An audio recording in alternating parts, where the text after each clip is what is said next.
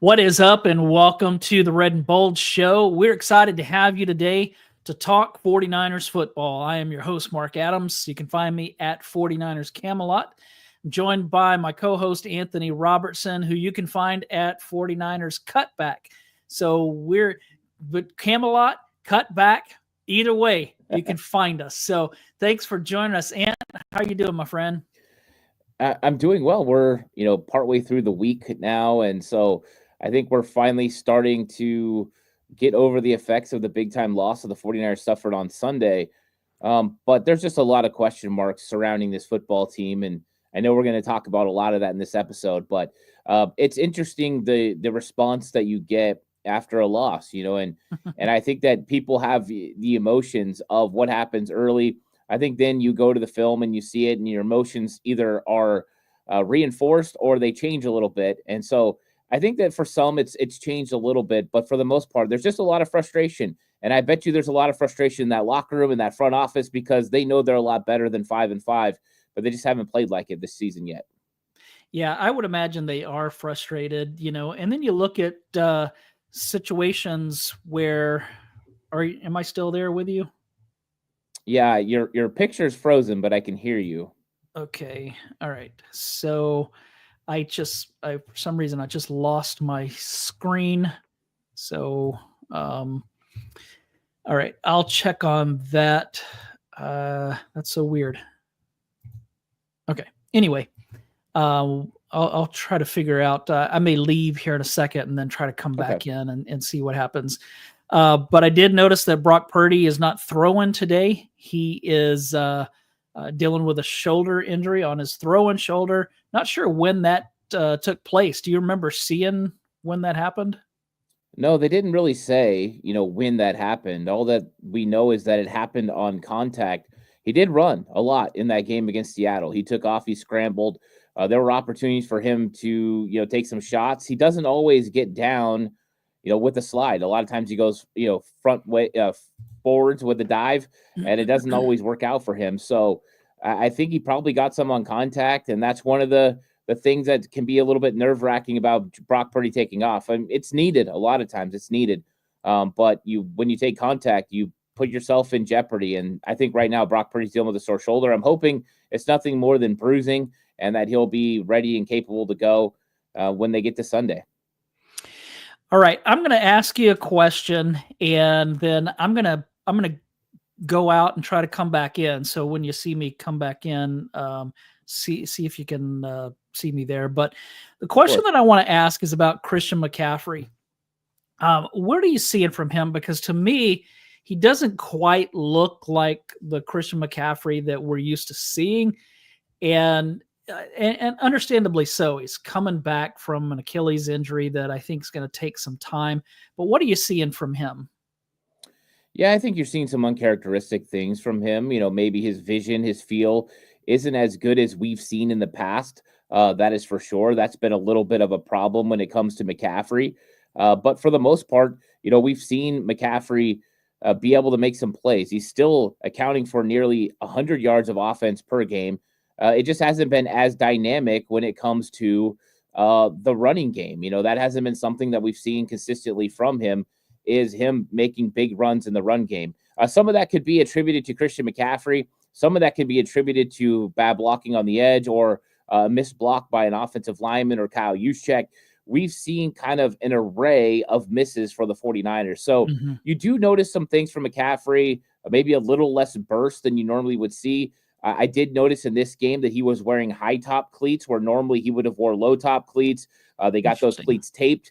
So those things will restrict a little bit of your agility. A lot of those guys like to wear the smaller cleats, the lighter cleats, and that's normally what he does. But it does give him more support to wear the high top cleats. So it's one of those things where we're not getting a full Christian McCaffrey. But the question is Christian McCaffrey still better than most at 80% or 75%? I would say the answer is usually yes. So I know we're not getting the Christian McCaffrey we used to last year where he was Offensive Player of the Year, but you're still getting the defense paying attention to Christian McCaffrey the way they would if he was the Offensive Player of the Year player that he was last year. So that effect is still in place. Yeah, and especially in the passing game, his presence opens things up for others as well, and we'll get to that in just a minute. But one question that I have, and this is probably a better question for Kyle Shanahan and Bobby Turner, but I'm going to ask you since since they're not here for me to ask. Why isn't Jordan Mason getting more touches? I mean, this guy was, before his shoulder injury, was second in the league in rushing. Now all of a sudden McCaffrey comes back, and in 2 games Mason has touched the ball 3 times, and that is crazy because even on Sunday when he came in, he ran the ball well with the touches that he got. So why are we not seeing more of Jordan Mason, especially with McCaffrey's injury? You want to protect him some, and I just think it's a great change of pace for the 49ers.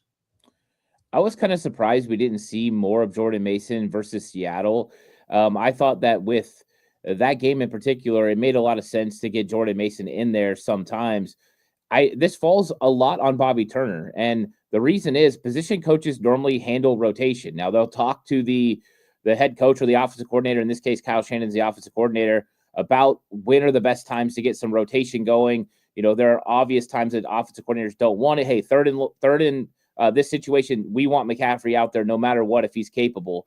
But for the most part, they let it be handled. You look at Chris Kasarik, he has a rotation he goes through that he's already approved from Nick Sorensen. And Sorensen might ask him during the game, hey, make sure this guy's in. But for the most part, position coaches handle it. So Bobby Turner's the one that's doing it.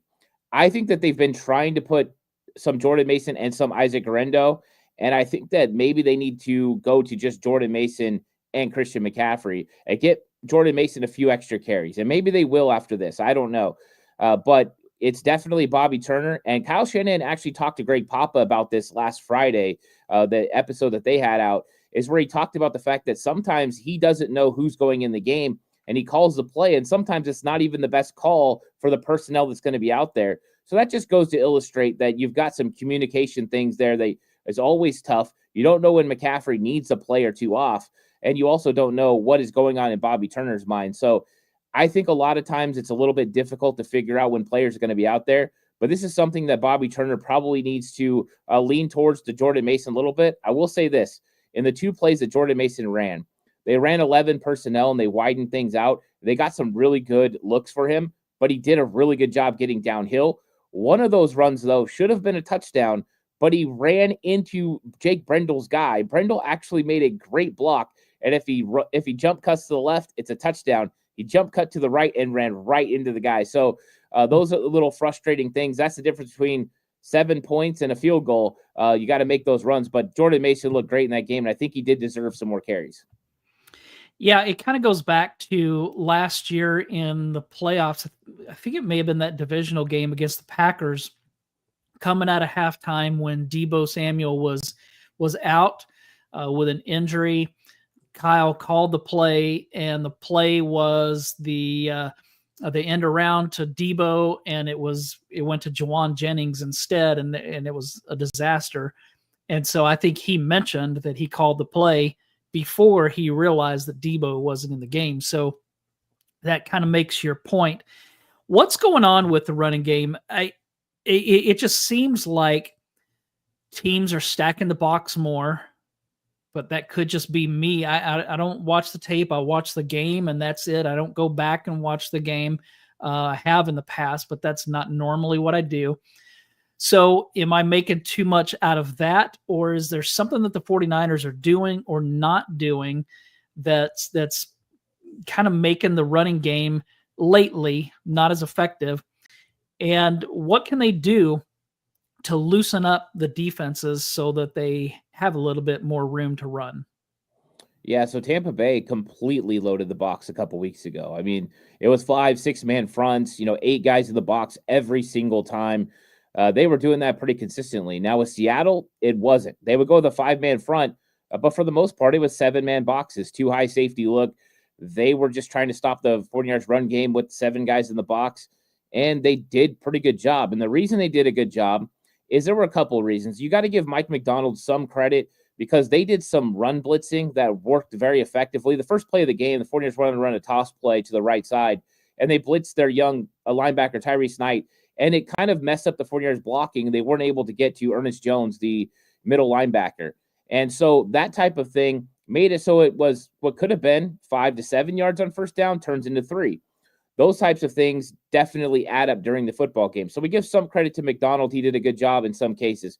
But for the most part, I found 10 plays in this game that the 49ers missed an explosive run because either they had a missed block or they had a situation where the running back didn't read it exactly right. And that is very frustrating when you are scheming up plays and designing plays and getting a personnel grouping that has Jalen Moore on the field to help you handle the loss of George Kittle, and then you can't execute key blocks.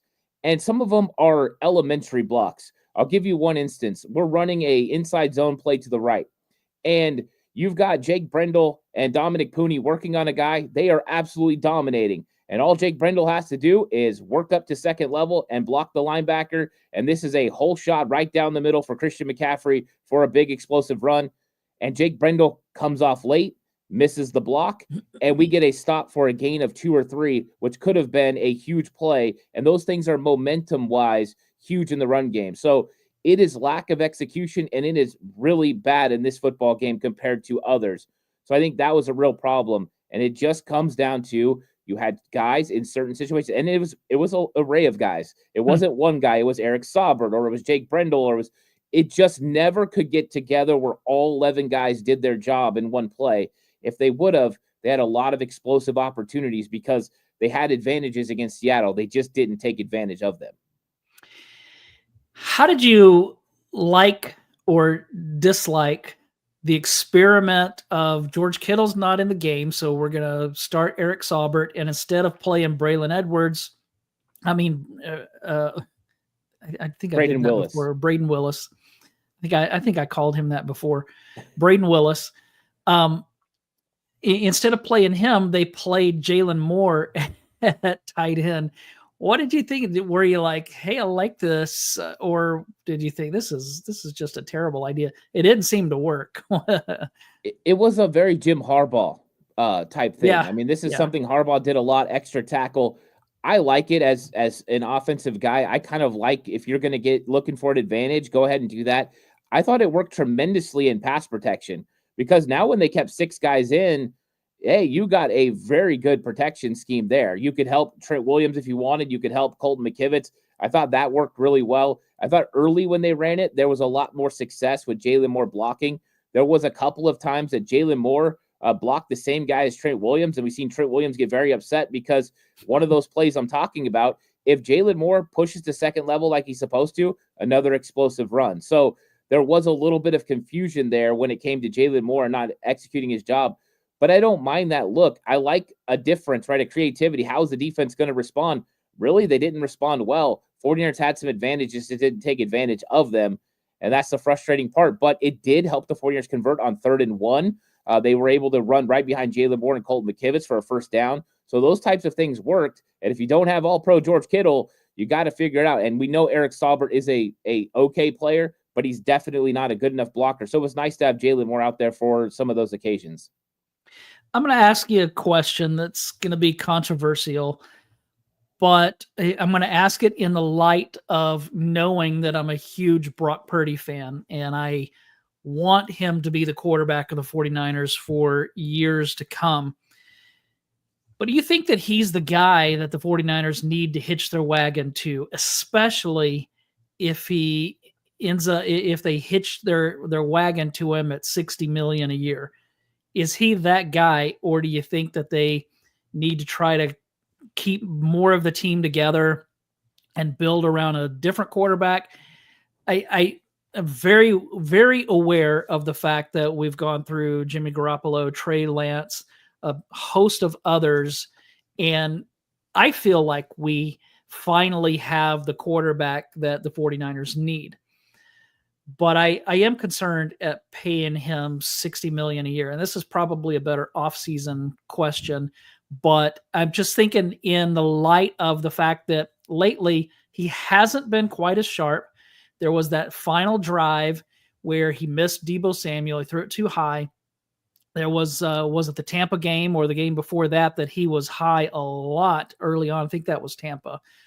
And so he hasn't been quite as accurate this season as he has been in the couple of seasons before.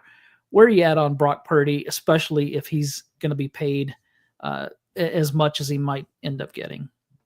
Well, I definitely think that Brock Purdy has been the answer at quarterback, and we've seen him play at the highest of levels and take Patrick Mahomes and push him to the limit in the Super Bowl, walk off the field with the lead in the fourth quarter. So in that regard, I think he's a player that, if he's not a top 5 quarterback, he's definitely in the, 10 to 15 range. I think closer to 10. So I think you have a quarterback that you can win a lot of football games, and I think you can win a Super Bowl with. You have a top 10 quarterback, you can win it. So I don't know what that money is going to look like. I think everyone, it doesn't matter who the quarterback is, you cringe about paying a quarterback $60 million unless they're Patrick Mahomes or Josh Allen, because those guys are generational. Those are different. They can win a game on their own. So that's just different. But I think with everybody else, you just don't want to pay $60 million because you know what that means to the construction of your football team. But I do think Brock Purdy hasn't played great, especially this game. I didn't think he was phenomenal. I thought there were opportunities that he missed in this game where he could have made some key throws that would have won this game for the 49ers. I mean, there's one play that he takes off running, and he's got Christian McCaffrey right over the middle of the field for his check down. He can throw that. That's going to be a significant gain. Deebo is just to the right. Everyone's probably seen this one now, but Ricky Pearsall is at the 3-yard line. If he throws it over the top and there's a window there, it's a first down, maybe a touchdown to Pearsall. He also missed one to Juwan Jennings on the other side. And these are a part of the progression. This isn't on the opposite side of the field and he's looking right. These are actually part of the progression. And he just didn't feel comfortable throwing them. Now, is that because the shoulder was bothering him? Did he feel like he didn't have enough arm to go test it? I don't know. But I just know that this isn't the Brock Purdy we're used to seeing. The Brock Purdy we saw last year, I wouldn't have blinked an eye about anyone saying, hey, we got to pay him top market value. The Brock Purdy we've seen this year, I've seen him compete. I've seen that competitiveness. But I do think that, maybe $60 million seems a little much. So we'll see what happens. And he could still turn this thing around and play a lot better over the next, several games. It probably doesn't help that he didn't have Kittle or Ayuk in these games. I think that always hurts. And maybe you see the best Brock Purdy when he can be a point guard and throw it to his best players. So that always plays a big part in it. But it's something the 49ers have to figure out. But I think they are going to pay him. I do think he's the franchise quarterback. I think he's going to be here for a long time. He's just going through a stretch right now where he's not seeing the field as good as he normally does. I want to get to this question by a 49ers fan here in the chat who asked, why are you so worried about quarterback getting paid? Is it out of your pocket? No, it's not out of our pocket, but we do know that when a quarterback gets paid, especially if it's about $60 million, that's going to affect the roster in a huge way. Just look at the Cowboys and what they're dealing with. Now, some of that has to do with the fact that they just stink right now, and maybe it's their coach, maybe it's their attitudes. I don't know, but they paid Dak Prescott a bundle. He sets the market, and they've struggled this year. So to me, that's part of it, is that when you finally do pay that quarterback the big money, you can't pay everybody else. And so that you're going to suffer in other areas. So that's just kind of what I'm thinking. Yeah. I mean, and follows it up with, you want Daniel Jones quarterback in the 49ers. Well, that's exactly the scenario, right? That no one wants is no one wants to pay a guy that's like Daniel Jones and overpay a guy that's not there. Now, let's be honest. There's stark difference between Brock Purdy and Daniel Jones. Daniel Jones never showed the ability that Brock Purdy has showed in his career. Yeah. And the thing is, me and Mark, we're not upset if Brock Purdy gets $60 million. We want you to get as much as you can as a player. Yeah. We root for these guys to get their money. All we're saying is, has Brock Purdy shown that he deserves to get $60 million and change the way that the team is going to be constructed moving forward? And I think that's a valid question with any player, whether it was Nick Bosa getting what he got and resetting the defensive end market. It's just a normal conversation, because if Brock Purdy gets 60, the likelihood is 2 or 3 key veterans are not on your football team anymore, and you got to figure it out. And that's okay. You live with it because you need a top-level quarterback, but that's the reality of the situation. Yeah, you just kind of think, I mean, obviously the 49ers aren't going to pay Brock Purdy and then move on from Fred Warner, but what if they have to do something like that? Do you want to lose a player like Fred Warner? I don't, but I think they'll figure it out. They're smart enough. They built this team from scratch, and so they'll figure it out.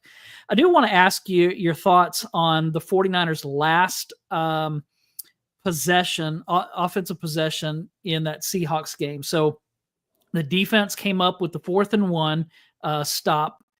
The offense gets the ball back. All they need to do is pick up a couple of first downs. So they had a first down with about 3:02 left in the game. They run the ball to McCaffrey. I think he only picked up a couple of yards. Seattle called their, I think they had 3 timeouts at that time. You can correct me if I'm wrong, but they called a timeout. Yeah, they had 3 because that was their first. So then on second down was the incompletion to Deebo Samuel. At this point, there's 2 minutes and 58 seconds left. So it looks like they ran about 4 seconds off the clock at that point. A third down pass to Juwan Jennings short of the sticks. Seattle called their second timeout. They have 2:45 remaining. They're getting the ball back with 2:45, a 2-minute warning, and a timeout. If the 49ers ran the ball on second down, they're probably not going to do much with it, but they'll force Seattle to use all 3 of their timeouts. You think that makes any difference? I mean, they ended up having to punt, and it's notable that Mitch Wishnowsky all season long had not kicked a punt into the end zone for a touchback. Hadn't happened all season, where his replacement did. So if he could have pinned them inside the 10-yard line or whatever, Seattle scored with 12 seconds left. You have to think that they could have made up that 12 seconds. Now, maybe they throw a deeper pass and it really doesn't matter. But I want to know what you thought about that final series. They picked up a first down, but then that second set of downs, were you okay with what they did? Or did you think maybe that last pass to Jennings, maybe that should have been some kind of bootleg or something to give Purdy more options? Or are you okay with what they did there? Well, first off, we got a super chat from Tommy Huxley that says, "We suck pond water." So I wanted to thank Tommy for the super chat. Tommy's always got the unique takes, and we absolutely love it. So thanks so much, Tommy.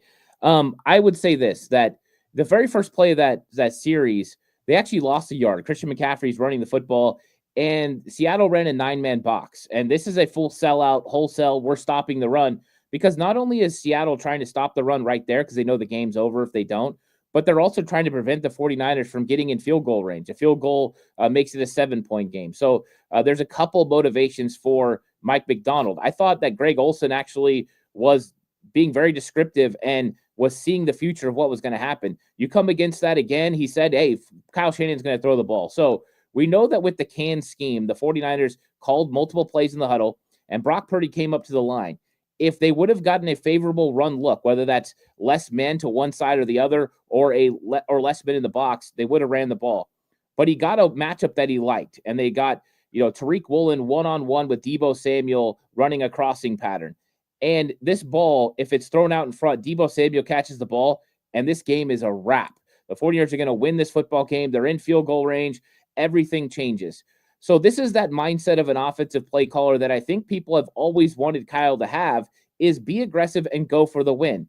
Do you play for the win, or do you play not to lose? That was the question. He went out and he played to win. Now, when that didn't work out, you're right. It stopped the clock. It prevented them from using a timeout.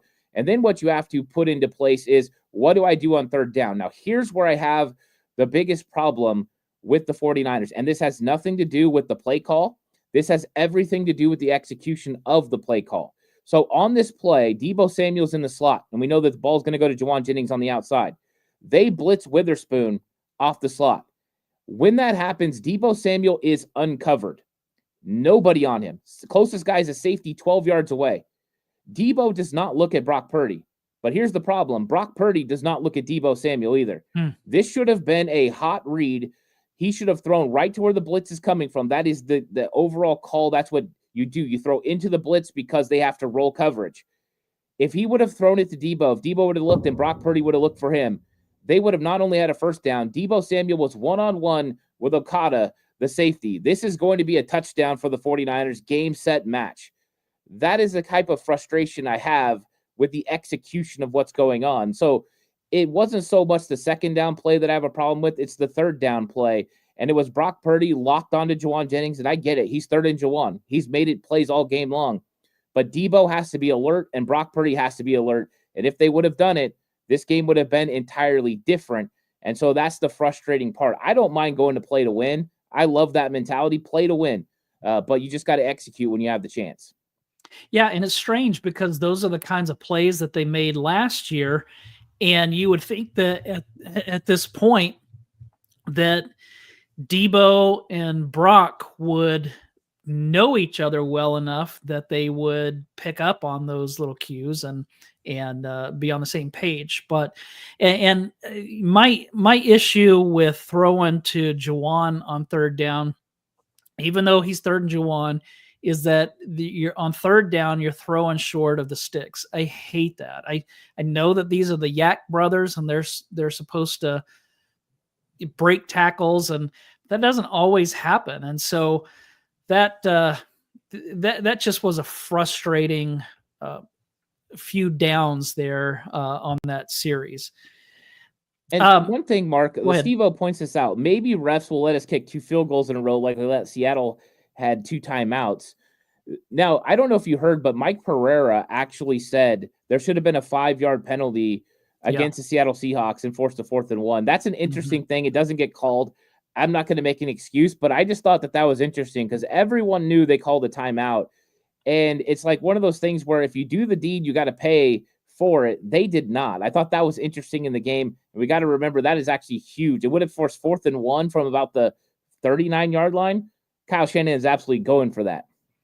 Yeah, he said that he would. And so that was a huge play that turned out to be a nothing, but just another one of those things. And then you look at just throughout that game, all of the penalties and those situations where there was a big McCaffrey run off to the left side and down the sideline that got called back because of a penalty. So they just continue to shoot themselves in the foot. And when you're doing that, you don't need the refs, the officials making that harder. So the defense I thought was really good for the game for the most part until the fourth quarter. After they lost Nick Bosa, the Seahawks went from averaging, I think it was, gosh, dog it, I don't remember who put this, but they went from averaging 3.3 yards per play to 6.1 yards per play. And so I'll remember who that was here in a second. But what are your thoughts on what went wrong other than losing Nick Bosa? Are you happy with Nick Sorensen, or do you feel like in the fourth quarter, our buddy John Chapman's been pretty hard on Sorensen this week? So where are you at with the defensive coordinator? Yeah, I thought he did a really good job in this game, and I thought my breakdown of the film was kind of supportive of that. It reinforced that I thought he did a good job, and I think it was real clear for everyone right through the first part of this game, especially that Nick Sorensen and that defense were phenomenal. Even when Brock Purdy put him in a tough situation with the interception, they responded and held the Seahawks to 3 points. They were playing really good. They held the Seahawks run game in check again. They did a really good job in the passing game. Even when they gave up catches, it was underneath, no explosives. It was a really good game plan, and I thought they were executing at a high level. You did notice a huge difference when Nick Bosa went out. Bosa, he influences the game so much because if you pay him attention, it helps other guys make plays, and if you don't, he's going to get to the quarterback. Now, I think one of the most pivotal plays in this game, it doesn't fall on Nick Sorensen, but falls squarely on Isaac Yedem, where the first touchdown drive for Seattle, they're third and long, and Isaac Yedem is supposed to have that deep third, and he allows the DK Metcalf to get behind him, and then also allows the ball to go over his head. He mistimed it. He should have never allowed separation between him and DK. If you're going to stop, you have to make sure you are still touching that receiver. So he should have had hand on. It was bad technique, and he lost him. And then the ball goes over his head for the big first down. Until that play, Seattle did nothing in the second half. Absolutely nothing, but it got them going. Then they ran some really good plays, and I got to give credit to Grubb. There was some really good tunnel screens and some well-executed plays that were phenomenal. But it all started there. And then I thought on the last drive, it was pretty what you normally expect from a defensive coordinator in the NFL. We're going to allow you to catch the ball underneath. We're going to make tackles. We're going to use all the clock, and we're going to put the pressure on you. I thought that when Nick Sorensen made the mistake was the play before Geno Smith ran in for a touchdown. He brought pressure with Deommodore Lenoir off the edge. They showed pressure with the two linebackers, brought Lenoir, and it made him throw the ball quickly to Jackson Smith and Jigba. They had to go up, spike the ball, and that was a situation where now they got some room to go, and anything over the middle with 19 seconds left, this game might be over. You need 16 seconds. It might be over. I thought he should have stayed aggressive. I thought he should have forced Geno's hand to throw the ball underneath and make a play. He decided to run coverage. I think if there was one criticism, it would have been the same way I wanted Kyle Shanahan to be aggressive. I want Nick Sorensen to be aggressive and go finish this game off and go get after him, and he didn't.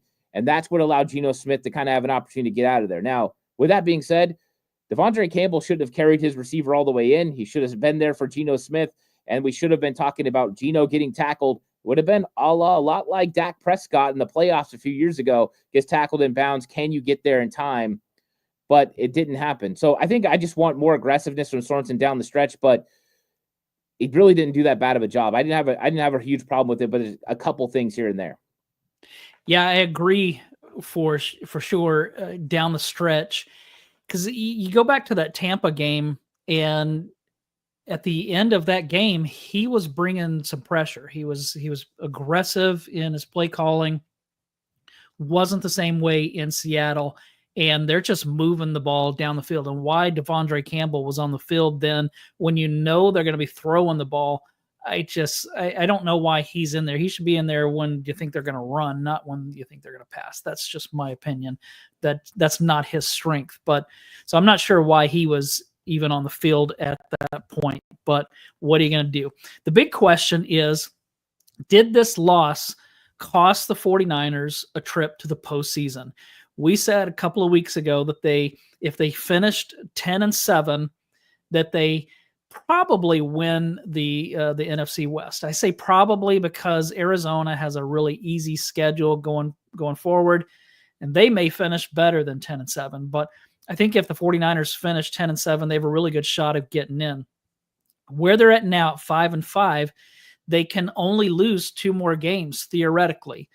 You are probably going to lose in Buffalo. You're probably going to lose to Detroit. I mean, maybe Detroit clinches, and so at that point, of course, that's not the last game of the season, so I'm guessing they still play. And I think that they're going to be hungry for some revenge from that NFC Championship game.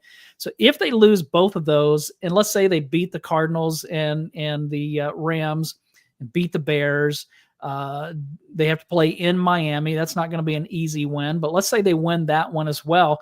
You still have this Packers game. And so this is probably a better question for a week from today, after they've played the Packers and we see where they're at. But I just wonder if this loss is going to come back to haunt them, because we felt like they needed to sweep the rest of the divisional games to have a shot to get in the playoffs. Yeah, I think the divisional games have crept up and bit the 49ers in the behind. Those 3 games could have easily went their way, and we'd be talking about a completely different team. All of a sudden you have 8 wins, and this is a different talk. We're talking about, can they beat Detroit and get the first overall seed in the playoffs? But they didn't. The division has handled the 49ers for the most part. They did get 1 against Seattle, but they're going to have some big games coming up. And I saw a number that said that if the 49ers beat Green Bay, they have over a 60% chance of making the playoffs. If they lose, it goes down to 15%. So this game is a make it or break it. And this is the point of the season now where the 49ers are in the playoffs. This is their playoffs right now. The same way 2021 was every single game mattered and you better win. That's where they're at right now. If they lose to the Packers, I think it is very unlikely that they make the playoffs. That's where we're getting now. I know statistically it won't be over, but a lot of it's going to depend on how Arizona plays too. Arizona has the capabilities to pull away. Now, if Arizona loses to Seattle and we keep a kind of muddied up NFC West, then it might keep the 49ers in the mix. We've seen so much change between who's in first, who's in second, and all the way to last every single week. Because they're so close, things do change. And Seattle has 2 games against Arizona in the next 3 weeks. Those games are going to be highly pivotal to who wins the NFC West. So they're not out of it, but definitely put themselves in a bad situation. They have to go beat the Packers. And I think they need to go ahead and plan on winning a lot of these football games. You can't afford to lose anymore. You got to go win. Every game's a playoff. But we'll see. The NFC West, if Arizona keeps winning, it's going to be a done deal quicker than anything because getting a wild card's tougher than winning the division right now. Yeah, essentially the postseason starts this week for the 49ers. Going into Lambeau now to shift gears here. You said it. This is a huge game. If they win, they still have a really good chance to make the postseason. If they lose, their chances go way down. So what do they need to do to go into Lambeau and upset the Packers? And I say upset because the 49ers are now the underdog, unless that line has changed. The last I heard, they were the underdog. So what do they need to do? This is not going to be an easy team to throw against. No, I think it's going to be a tough game for the 49ers. I think the first thing that the 49ers have to do on defense is they've got to stop Josh Jacobs in that running game. The Packers are averaging close to 150 yards on the ground, and we know the 49ers do the same on their offense, but the 49ers run defense gives up over 100. So this is one of those things where if the Packers get going, this game could get away from the 49ers on the ground. Green Bay could control the clock. They could take the pressure off Jordan Love and really make this game shorten. And I think that's one of the things the 49ers run the risk of getting into because really the 49ers secondaries played pretty well this season. Renardo Green stepped up, Deommodore Lenoir. They could have Charvarius Ward. I know he's back in the building. He could be playing in this game as well. The back end could hold up, but I worry about the run game. Now, when it comes to the 49ers offense, it all comes down to execution. You have to be able to execute. You have to be able to run the football consistently. And that means guys like Jake Brendel, Aaron Banks, and Colt McKivitz need to make their blocks in the running game. George Kittle had announced on KNBR he's going to be playing in this football game. Good, because we need him out there instead of Eric Saubert. That's going to be a huge addition. Now, here's where we're going to test who the 49ers are. This is going to test their mettle.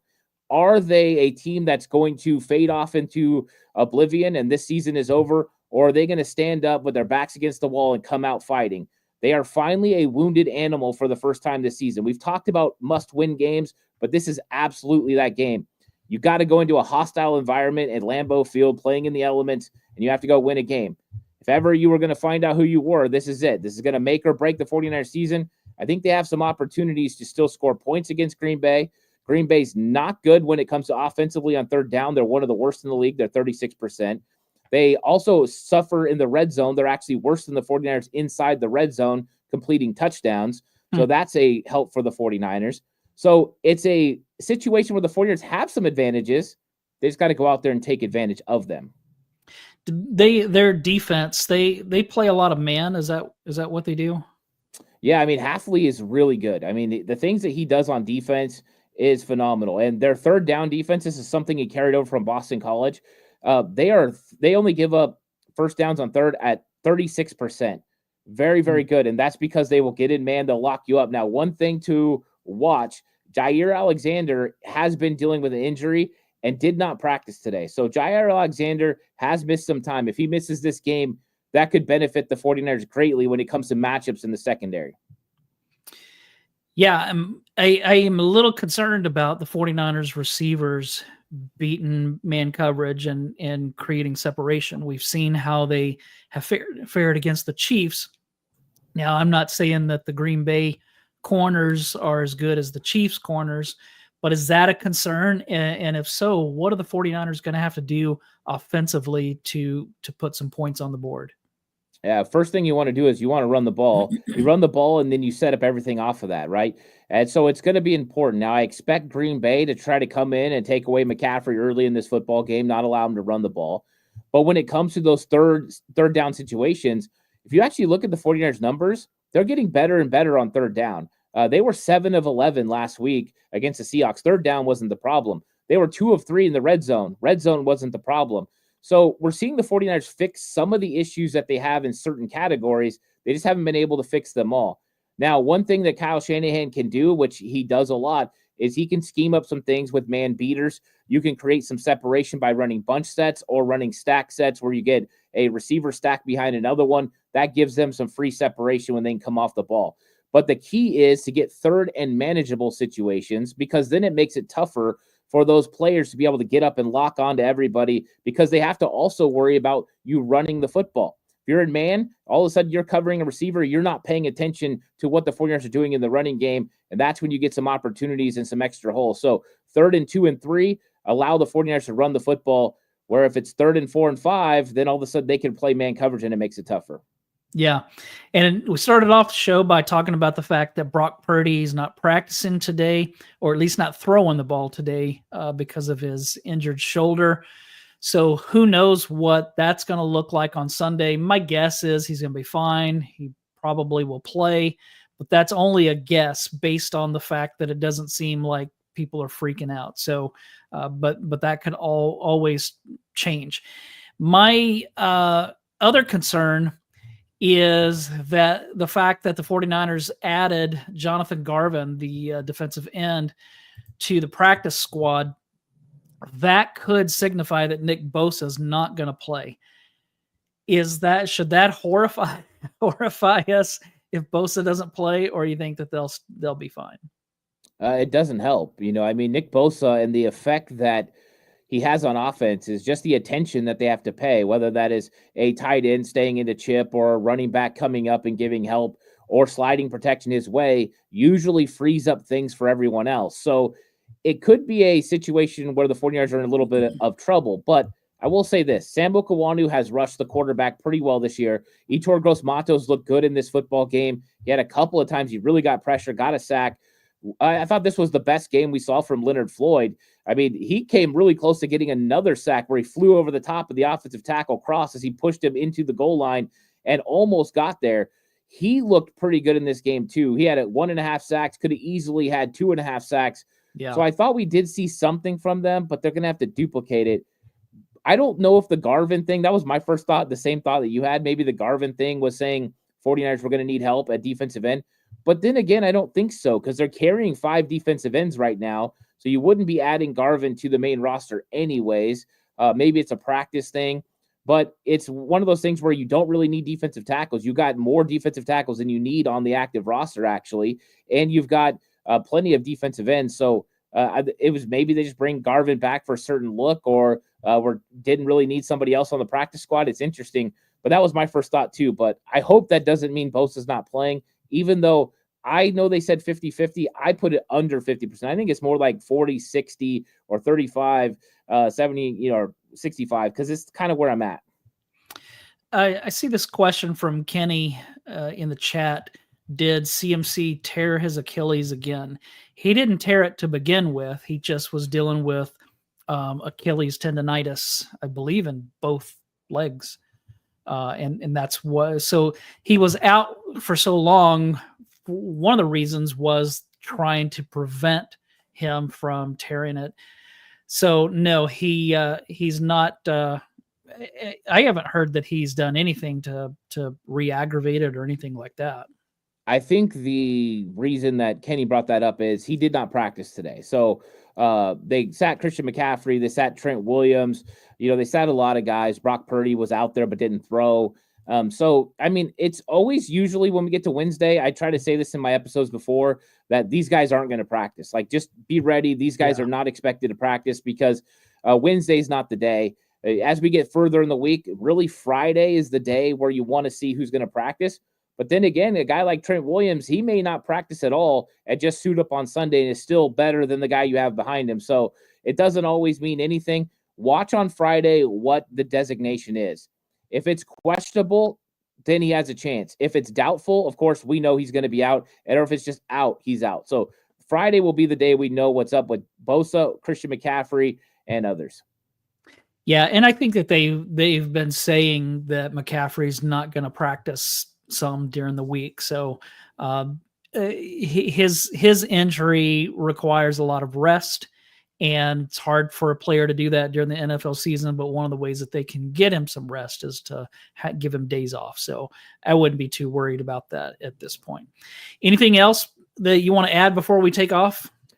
Well, I just think it's, that point, I think 49er fans are kind of on the edge as far as, what do we believe about this team? Some are ready to just go ahead and say, hey, close it down, close up shop. Let's go to next season and go and let's work on the draft. Let's work on some young players, get them playing time. I will say this. There is no one in that locker room, not one single one, not Kyle Shanahan, not any of the coaches, not any of those players that are ready to phone it in on this season. As competitors, you fight until you have nothing left. And so these guys are going to have that motivation. I think that is a normal thing. I understand where fans are coming from, the frustration. You see the writing on the wall. It doesn't look good. But I can just tell you, those players, they're not giving up. And so we're going to find out who they are in this game on Sunday. I'm excited to see what they can do. I'm always going to cheer them on and root for them. And if it comes up that they lose, well, then, some people's voices are going to ring a little bit louder. And I think it is going to start moving towards what happens in 2025. But if they win, well, then it just makes it a lot more interesting. So let's hope the 49ers get a big win, and let's keep this season's hopes alive, because I don't really want it to end here at the end of November. I want it to, end with a chance to make the playoffs when we get to into December and January. What's your prediction? If you had to make a prediction, who you got? I'm going to take the 49ers. I think that their backs are against the wall. I watched that Green Bay Chicago game pretty extensively. I didn't see a Green Bay team that wasn't beatable. I think they are beatable. I think they have holes the same way the 49ers have had holes this season. They've been inconsistent. I don't think Jordan Love has looked great. So if you can slow down that running game of Green Bay, I think you can hold that offense in check enough. But it's going to come down to Brock Purdy and the 49ers offense executing the way that they need to, and they're going to have to go in there and battle it out. It's not going to be a pretty win. It's not. But I think the 49ers can get it done, and they're going to have to do it. I think it's a close game, maybe a 3-point game for the 49ers, but they get a big win, and then it's off to Buffalo, and boy, is that one going to be a tough one for the 49ers.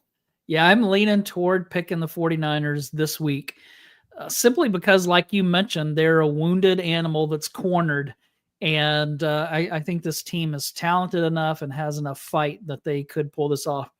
Next week in Buffalo, probably not going to be picking the Niners, even though I believe they still could go there and win another one.